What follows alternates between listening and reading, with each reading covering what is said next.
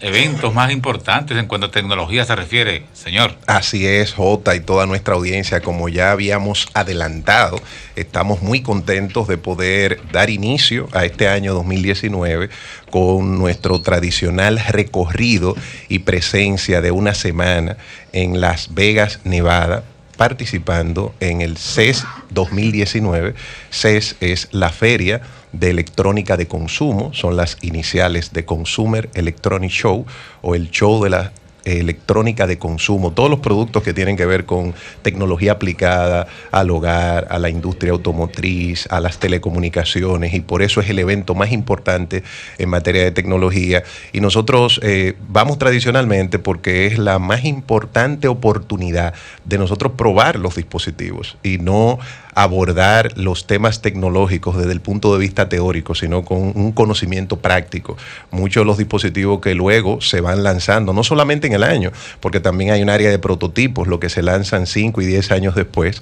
Cuando uno hace una retrospectiva de los últimos 30 o 40 años de esta feria, se ha visto el nacimiento y el surgimiento de las tecnologías más avanzadas. Básicamente queremos compartir reflexiones breves a modo de resumen, siempre con una visión de enfoque en lo que puede ser el interés local, en las cosas que pueden impactar. Algo que entendemos que va a impactar en no más de 3 o 6 meses es una nueva tecnología que está concebida para la transmisión de video streaming en plataformas como Netflix. Ustedes saben que todos tenemos la práctica de compartir nuestra cuenta de Netflix. Tenemos una cuenta, le damos la contraseña a algunos familiares o relacionados y entran múltiples personas con esa contraseña. Ya se presentó en la Feria de Las Vegas una tecnología que, en función de un conjunto de elementos de geolocalización, de IP, del MAC address del dispositivo que se utiliza, va a bloquear y va a penalizar a quienes compartan la contraseña. Esto no solamente va a impedir que uno pueda compartir la contraseña, que se va a advertir que cuando usted lo haga, pueden cancelarle su cuenta y usted no pueda volver a abrir una cuenta en Netflix. Pero, ingeniero, me imagino que sí va a estar habilitada para cuando usted la abra con el propósito de tener más cuentas. Sí, porque usted sabe que eso es por planes de suscripción. Correctamente. Entonces usted puede abrir una cuenta, por ejemplo, para 5, 6, 8, más N cantidad de usuarios. Y lógicamente el monto mensual que se paga varía. Lo que se ha presentado en los servicios de streaming y lo que motivó a la empresa que desarrolló el algoritmo o el software para este tipo de bloqueo es que usualmente hay personas que con una sola cuenta pretenden tener acceso múltiples usuarios y no están pagando lo que cuesta o vale el servicio, y entonces ante esa realidad es que se ha desarrollado este criterio. Algo también interesantísimo que vimos fue los avances de la quinta generación móvil. Nosotros desde nuestros inicios en el sector de las telecomunicaciones, trabajando en el sector hace ya unos 20 años, nosotros hemos ido viendo cómo la tecnología de telecomunicaciones ha avanzado de primera a quinta generación. La quinta generación la están trabajando grandes empresas. Una de las empresas que está trabajando este tema es Qualcomm.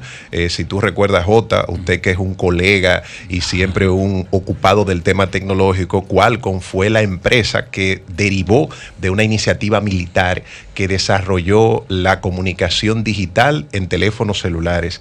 El concepto de Code Division Multiple Access, o CDMA, cuando por primera vez se hacen digitales los celulares, fue la empresa Qualcomm que desarrolló el chip. Y todavía en la actualidad, muchos de los chips y las patentes que utilizan los celulares que tenemos le pagan algún tipo de cargo a la empresa Qualcomm. Y se ve que al parecer ya ellos prometen para este año. Nosotros estuvimos hablando con ingenieros de Qualcomm y vimos el chip que va internamente en el módulo de los componentes que definen el 5G como la antena interna. Recuerden que cuando hablamos de una nueva generación móvil, estamos actualmente en la cuarta, vamos rumbo a la quinta, nos referimos a una generación que va a permitir mayores niveles de velocidad de conexión de datos o de ancho de banda. Se habla de niveles que todavía son quimeras a los fines de pruebas en laboratorio. Hay algunos desafíos respecto a la seguridad por la forma en la que las frecuencias se utilizan, pero todo esto, como sabemos, pasa por los controles en los Estados Unidos de la Federal Communication Commission, que es la FCC, el organismo que regula estos temas en los Estados Unidos. Y es interesante porque sin lugar a dudas que se requiere un mayor ancho de banda. Tuve la oportunidad, Jota, de ver el 8K. Estamos hablando que ya ya lo que era la alta definición, eso es tema del pasado. Después pasamos a ultra alta definición, el famoso 4K, pero ya estamos en 8K. Es decir, cada vez niveles de nitidez de la imagen que superan la fidelidad que nosotros personalmente podemos constatar de los objetos. Resulta ser que los pastos son más verdes en 8K que lo que son en la vida real cuando tú lo tocas. Es decir, una nitidez que supera lo real. Es contradictorio. Vive hasta, diríamos que le está haciendo un Photoshop online. Sí, es impresionante. Sí. Entonces, eso junto con la gran demanda de juegos en línea, sí, de juegos con mayor demanda de gráficos, eso requiere ancho de banda. Y cuando se habla de 5G, es que ya los millennials, estos jóvenes adolescentes emergentes, en la medida que usan los dispositivos, ya quieren jugar Fortnite, por ejemplo, pero manteniendo gráfico en HD.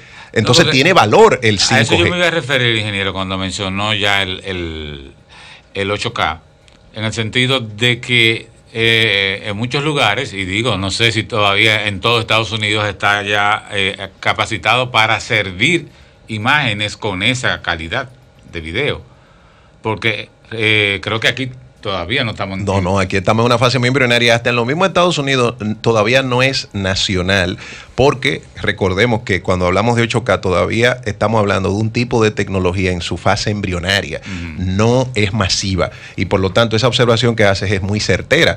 El mayor problema que se tiene cuando tú eres lo que se conoce como early adopter, que adopta temprano una novedad tecnológica, es que tiene muy poca aplicación de uso. Correcto. Si tú tienes un televisor 8K, son muy pocos los canales o ninguno que tú vas a ver en 8K. Entonces tú tienes el 8K, pero no ves nada en 8K, al menos que no sea algún contenido que tú grabaste residual. Exacto, los videojuegos que ni siquiera requieren el 8K. Con el Full HD, el 4K es más que suficiente. Correcto. Con los desarrollos que se han logrado. Entonces es un tema pendiente. Se vio la tecnología también de televisores enrollables. No solamente los televisores se hacen más delgados, sino que los televisores se pueden enrollar. Porque fíjate cuál es el criterio. El criterio es que tú en el lugar de tu sala o tu habitación donde tú quieres colocar el televisor no tenga por qué estar cuando tú no lo estás viendo. Es interesante. Sí. ¿Por qué tener eso colgado cual si fuese un cuadro si no hay nadie viéndolo, si está apagado y por lo tanto es una pantalla negra? Entonces se ha hecho una pequeña plataforma rectangular que enrolla, y ahí vienen materiales tan extraordinarios como el grafeno y esa capacidad de flexibilidad de la tecnología, que es una primera fase en pantallas de televisores, pero luego va a pasar a pantallas de dispositivos celulares. Se vieron algunos prototipos todavía no tan estables en cuanto a su funcionamiento y en cuanto a los tamaños, pero es interesante saber este tema. Cada vez las pantallas, mayor resolución, mayor delgadez y flexibilidad para poder ser enrollada. Esto lo presentó la empresa LG, que fue la que presentó con éxito su primera versión de televisor totalmente enrollable. Seguimos viendo muchos avances del concepto de inteligencia de las cosas, o el Internet de las cosas, que es un derivado, refrigeradores inteligentes y muchos de estos temas que en el pasado hemos conversado. Pudimos poner a prueba la maleta inteligente que te sigue, es decir, ya cuando tú vas de viaje, tu maleta tú no tienes que arrastrarla, sino que la maleta te sigue el paso, que es un tema interesantísimo respecto a sensores, capacidad de movilidad, todo el tema de la automatización en la robótica, en la cocina, en procesos de automatización incluso de doblado de ropa, todo esto incorporando la tecnología ya de forma más masiva al hogar. Eso es interesante. A nivel vehicular, nosotros pudimos ver todos los aplicativos de los vehículos autónomos, los vehículos eléctricos, motocicletas autónomas, es decir, que están en un punto distante y se desplazan totalmente equilibrada y sola. BMW, por ejemplo, hizo una demostración en la que nosotros participamos. Pudimos ver, que me impresionó increíblemente, los avances de Google con el tema de las instrucciones o comandos de voz a través de su asistente. El asistente personal de Google, Hey Google, que es como se conoce. Impresionante cómo todo esto se aplica al hogar y qué tan avanzado, J, está la posibilidad de traducción simultánea. La versión ya lista para ser lanzada que nosotros probamos y vimos de Google Translator, del traductor de Google en tiempo real, es que tú puedes colocarte al lado de un japonés o un chino y tú le hablas en español. El traductor simultáneo lleva eso que tú dijiste en español a mandarín, a cualquier idioma, él te habla en su idioma y el traductor simultáneo lo lleva al español. Automáticamente. Pero con una velocidad, una nitidez increíble. Eso va definiendo, Jota, que dentro de muy poco tiempo no será necesario aprender idiomas, porque eso después tú lo vas a llevar en pequeños chips, en dispositivos incorporados a relojes inteligentes, y son saltos importantes en materia de tecnología. O sea que dentro de poco ya no veremos esos en las reuniones de los grandes líderes, esa gente atrás traduciendo, cuando se ajustan. Le queda muy poco tiempo, porque ya incluso si quiere utilizarse eso, se va a poder hacer, y este es un poco el compendio, inodoros inteligentes y una serie de temas que lógicamente nosotros gradualmente durante todo el discurrir de estas primeras semanas vamos a seguir compartiendo con la audiencia, pero entendemos que esto es lo más relevante, mucha aplicación de la robótica, el área educativa, la importancia también de incorporar la realidad virtual y la realidad aumentada a los procesos educativos, a los procesos de entretenimiento, y no deja de ser impresionante lo que viene. Ya se presentaron incluso avances en la computación cuántica.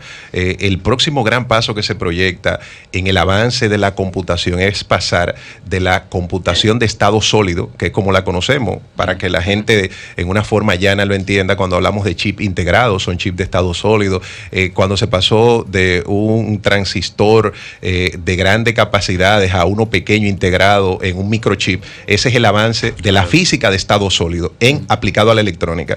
Ahora hablamos de la computación cuántica, que es tú lograr niveles de almacenamiento y niveles de velocidad manipulando los electrones que hay dentro de un componente electrónico. Es decir, que hay partículas sumamente pequeñas que se conocen como electrón, protón, donde se transporta la energía, y el concepto de quantum y de computación cuántica va a ese nivel, a esa manipulación de nanotecnología. Eso significa que tú en pequeños espacios puedes tener software desarrollado, algoritmos integrados, altísimas velocidades, y es interesante porque puede ser que si China logra el gran salto a nivel de computación cuántica, que ha logrado presentar algunos prototipos interesantes, este podría ser el inicio del predominio de China en una nueva etapa de potencia mundial. Siempre el concepto de una potencia mundial está vinculado al dominio de la innovación y de la tecnología del momentum. Eso ha pasado con los Estados Unidos, y esta era de la Internet. En el Silicon Valley, en California, cuando inició todo esto, el predominio de los Estados Unidos no es solo económico, es de know-how, es de conocimiento.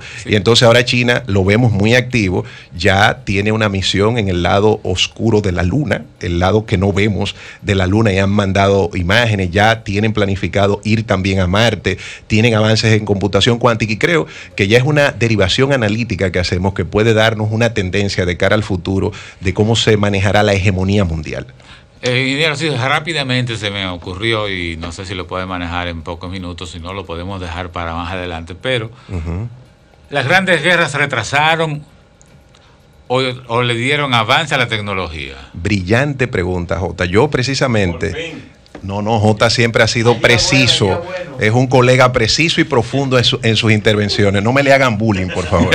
Déjeme decirle, yo estoy terminando de leer una obra de Walter Isaacson. Es un gran biógrafo y analista norteamericano, el que escribió la biografía autorizada del señor Steve Jobs. Él tiene un libro que se llama Los Innovadores, los genios que transformaron el futuro. Y hace un análisis de eso que tú dices. Y todo el avance de lo que hoy conocemos como la electrónica, los microprocesadores, el surgimiento de Intel, el surgimiento de Apple, lo que fue el parque de innovación de grandes empresas, está vinculada a la Segunda Guerra Mundial. La inversión, el ENIAC, claro, incluso todo el avance de la computación. La Primera y la Segunda Guerra Mundial destinaron muchos ingenieros militares para lograr avances en poder lanzar cohetes atómicos que pudiesen tener programación, y las primeras computadoras se insertaron en las oblijas, en las cabezas de esas bombas atómicas. Correcto. Y entonces luego eso se llevó al plano comercial. Fíjate que te decía hace un rato coincidencialmente que Qualcomm inició siendo una empresa militar, por militares e inversores militares, pero Motorola, que fue la primera empresa que desarrolló un dispositivo móvil o celular, Motorola, el primer celular lo desarrolló Motorola, también tiene un origen bélico, armamentístico. Correcto. Es decir, que una derivación de algo tan negativo como la guerra es el gran salto de innovación y de desarrollo tecnológico que ha dejado. el gran aporte de la Segunda Guerra Mundial fue el despegue para siempre incluso de la Internet. El proyecto ARPANET fue un proyecto militar que desarrolló una red interna para evitar que se perdieran las comunicaciones ante un ataque nuclear. Eso luego derivó en un uso público que se conoce como entre redes o Internet. Es decir, que tienes toda la razón, Jota. Correctamente. Bueno, estos temas son apasionantes, uno sí. se va interesando en otras cosas, pero definitivamente tenemos el contacto con el público porque las inquietudes siempre surgen, así que rápidamente vamos a ver quién tenemos por ahí. Buenas noches. Buenas. Te admiro mucho a Enrique, a su papá también. Ay, muchas gracias, un abrazo. Gracias. Mira, yo quiero saber, ¿la luna no tiene movimiento de rotación? No, hasta donde tengo entendido no. Recuerde que la Tierra tiene un movimiento sobre su propio eje, el movimiento de rotación y el movimiento de traslación, es decir, uno que va dando, y la Luna es más un satélite del Sol. Porque yo, como la Tierra tiene esos dos movimientos, yo pensé que la Luna también tenía esos dos movimientos. No, porque en función de la composición del sistema solar y los conceptos gravitacionales y el concepto también de campo electromagnético y todos estos temas son lo que definen los movimientos de lo que se conocen como los cuerpos celestes. Entonces, esa es un poco la dinámica de cómo funciona. Incluso vamos a compartir, a propósito de su inquietud, que me parece muy interesante y la felicito por hacerlo, porque un tema... ahora están hablando de que del lado oscuro de la Luna, y yo digo, pues será que no tiene rotación. Exactamente, correcto. Tiene toda la lógica del mundo, y le decía que... sigo escuchando por las radios. Ok, con gusto, y le decía que la felicitaba, primero por su nivel de actualización, eso es importante, y segundo porque debemos de entender, Jota, y a toda nuestra audiencia, que más temprano que tarde, así como hace muchos cientos de años, nosotros, la especie humana, partimos del África subsahariana. Todos partimos del África subsahariana. El planeta Tierra estaba totalmente deshabitado. Y en esa zona surafricana fue que se dieron las condiciones para que los primeros primates, las primeras manifestaciones más antiguas del ser humano, se lograran y comenzaron a migrar. Cuando se dio esa gran época glaciar por el estrecho de Bering, poblamos todos los otros continentes, pero después quedamos aislados. Duró una época en que no podíamos dominar el mar. Entonces, el gran salto de dominar el mar es que lleva al encuentro entre dos mundos, pero ahora viene un próximo gran paso, que es irnos a vivir a Marte, a vivir a la Luna. Dentro de unos cuantos cientos de años tendremos colonias de seres humanos que van a vivir y algunos que finalmente ni habrán nacido en la Tierra, van a nacer de sus padres que se fueron a la Luna o a Marte, y así en miles de años el ser humano seguirá avanzando y evolucionando porque no hemos llegado al final de la evolución humana. Complicado eso, ingeniero, porque pone a uno en Capicúa. Sí, así es la vida. Fácilmente lo llama un teólogo. No, el debate de las ideas siempre es positivo. Ingeniero, pero usted sabe de todo, qué bueno. Qué va, un abrazo, ¿cómo está usted? Gracias por llamar. Bien, gracias. Ingeniero, quiero hacer una pregunta. Usted ahí mismo tenor, ya que JR usted lo ve así, pero le gusta, le apasiona su tema. Sí. Mire, ingeniero, yo he visto muchos videos en YouTube y todo eso, y yo sé que ustedes también, que dicen que no se puede salir del asunto boreal, que no es verdad que existen los satélites, que es una gran mentira. Entonces, y mire, estudios que uno lo ve que parecen, diríamos hasta científicos. Dicen que eso es mentira, que eso nos tienen sumergido en una gran mentira, que los satélites, como estamos hablando de tecnología, sí, dicen que no, que es mentira, que los satélites no existen, y que hay antenas, qué sé yo, dicen incluso, no existieran antenas, todas las señales vinieran del universo o del cielo, etcétera. Hábleme un poquito de eso, porque mucha gente ni cree que nadie ha llegado a la Luna. Le escucho por la radio, muchas gracias. Sí, muchas gracias por su inquietud. Es una pena que ese tipo de contenido existan personas que de manera superficial comiencen a difundirlo, y yo le agradezco mucho a usted que usted haga la pregunta, porque nos da la oportunidad de que aclaremos que los avances científicos se sustentan en un conjunto de instituciones, de academias, de documentaciones debidamente sustentadas. Esto no es un tema especulativo, y yo creo que también hay pruebas fehacientes cuando nosotros vemos el cambio en la transmisión televisiva cuando inició la época de la transmisión de televisión vía satélite, la posibilidad de ver en vivo algunos eventos. Esto no es una discusión. Incluso, para que usted tenga el dato, hay una estación espacial internacional. Es decir, hay todo un tipo de hábitat humano donde una serie de astronautas de diversos países viven ahí durante todo un año. Y oigan este dato, dos datos importantes. Tanto la estación espacial como algunos satélites en algunos ángulos, desde algún punto de la Tierra, pueden verse.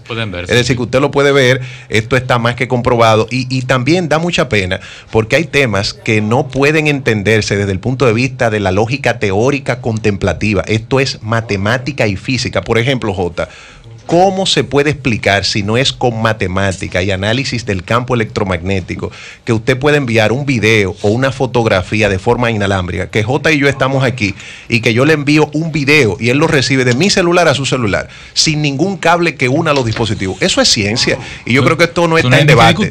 Sí, pero es buena la inquietud para que reforcemos el criterio científico de las cosas. Y para darle una idea al amigo oyente sobre los satélites, es tanto así que los científicos están preocupados hace algunos años ya sobre lo que se les denominó como la basura espacial, que son los desechos que se han ido quedando en la atmósfera debido a la gran proliferación de satélites que en un momento dado ya dejan de ser útiles, y algunos elementos de las naves que van a la estación espacial. No, y además que ya hace 2 meses se logró una hazaña. Se logró enviar un laboratorio que está midiendo el movimiento térmico y de las placas tectónicas de Marte, y está enviando fotos y videos desde allá, el InSight. Es decir que hay gente que dice que eso es mentira. No, es que esa es la frontera de la ciencia. Lo que debemos de tratar, más que decir que es mentira, es de leer, educarnos y documentarnos para entenderlo desde el punto de vista científico, físico y matemático. Mira, en los 70 altos,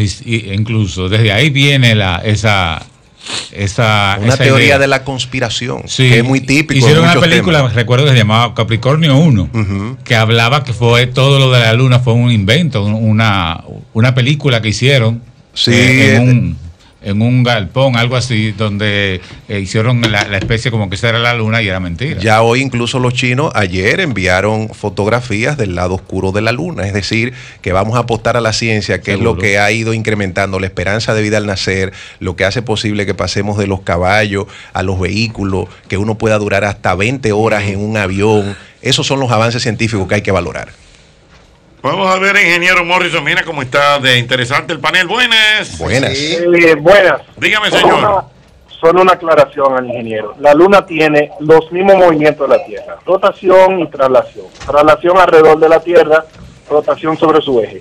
La razón por la que nada más vemos una cara es que el movimiento de rotación se mueve a la misma velocidad que el de traslación, y da el efecto de que coincidencialmente por ese efecto nada más se ve una sola cara, pero tiene exactamente los mismos 2 movimientos de la Tierra. No es un satélite del Sol, es un satélite de la Tierra. Exacto, sí. Bueno, muchísimas gracias por su aporte. Muy bien. Aló, buenas. Ahí vienen unas ponderaciones del ingeniero Morrison, Milton Morrison.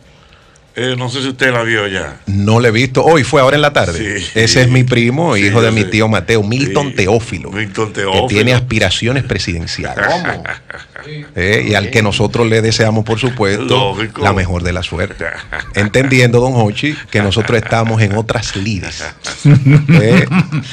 Somos cuerpos celestes en áreas distintas. Él dice como que la República Dominicana tiene que venderle energía a Haití. Yo creo que es una gran idea, y él es un experto en el tema energético. Yo creo que es un comentario de Milton Teófilo que hay que valorar, y es una oportunidad de comercio para la República Dominicana. Yo estoy totalmente de acuerdo con eso. Haití es un país que comparte la isla con nosotros, y lo que tenemos que buscar es oportunidades para que también se desarrolle, y eso va a mejorar la realidad migratoria que tenemos con esa nación. Eso es lo que él dice. Sí, totalmente. No había visto la declaración. Usted siempre bien informado. Voy a buscarla para empaparme, pero Milton es un experto en el tema energético. No, porque me gusta la forma del ingeniero. No, porque yo lo vi.